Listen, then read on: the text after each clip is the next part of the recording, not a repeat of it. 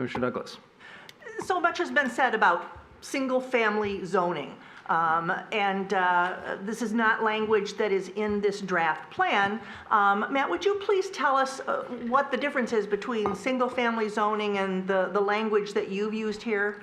Yeah, I think there's also a question about what does the zoning update mean as well, which is related, and we've sort of discussed and it's written in there that this way essentially what we mean in terms of the zoning update is it's certainly needed in the areas for growth.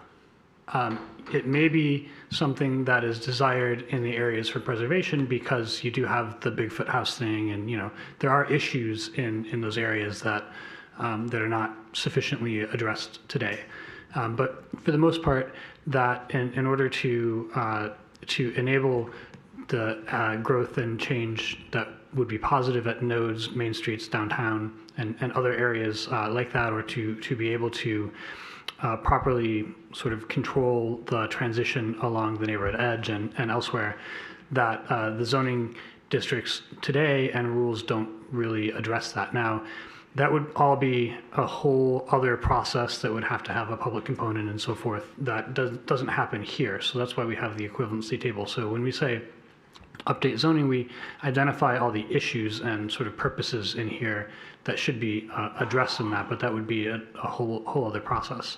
Now, in terms of single family and the neighborhood residential, we had separated the future land use map in the sort of first round. I think it was in the master plan direction, and it had two different categories for neighborhoods in that draft, and there was just some issue in terms of thinking that one was meant for growth while the other one wasn't, and really what our goals were for both of those was to recognize, essentially the balance that we've come to in this process is that we want to identify growth in the corridors and downtown and so forth, and not growth in the neighborhoods as a result, as a sort of balance with input.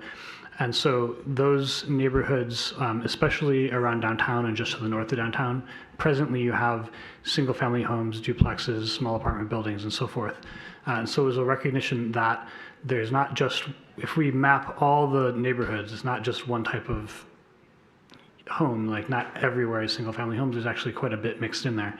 So what we did was, since we were mapping all the neighborhoods with one characteristic for preservation, it's not just single family homes, but in the description for it, it says principally single family homes and historic duplexes and small multifamily buildings. That's what the future land use category says because the existing condition isn't all single family everywhere. So if we were to map it otherwise, then we'd be duplicating the zoning map. That was, in the comment that you had, Clyde, on the zoning, on the future land use map, like 28 categories or something like that. That's because the prior future land use map is duplicating zoning. So they're almost the same thing, and that's not a best practice. Best practice is to have the future land use be more general, and then the zoning is more specific. And so we don't say single family because those neighborhoods have a mixture of different types of housing in some of the areas, not everywhere. But the goal here, and we tried to state it in the description of that category, that the goal here was not to target any of those areas for growth or change. But that's why we said areas of preservation, and that's why we worded the terminology around that future land use category as we did. So just looking at just looking at the map, we've got a lot of gray areas in Royal Oak, and you've labeled them as neighborhood residential.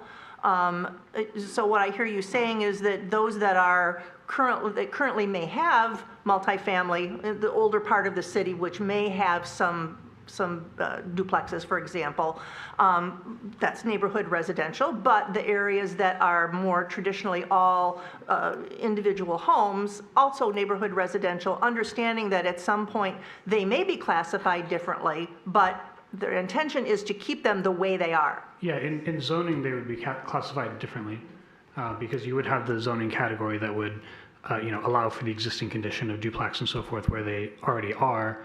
And then the single-family zoning for the rest of them, more than one single-family zone because you have different lot sizes. Some areas lots are bigger, some lots are smaller, and therefore there's a few categories of single-family and these others. But yeah, the goal, and that was the whole discussion in this process, is don't target those areas for change, and so we grade them like these are areas to sort of stay from a growth standpoint where they are. And those may have single-family zoning within them. They may have other zones which already exist today. But the point is not to change whatever they are now. Right, yeah. Mm-hmm. Thank you.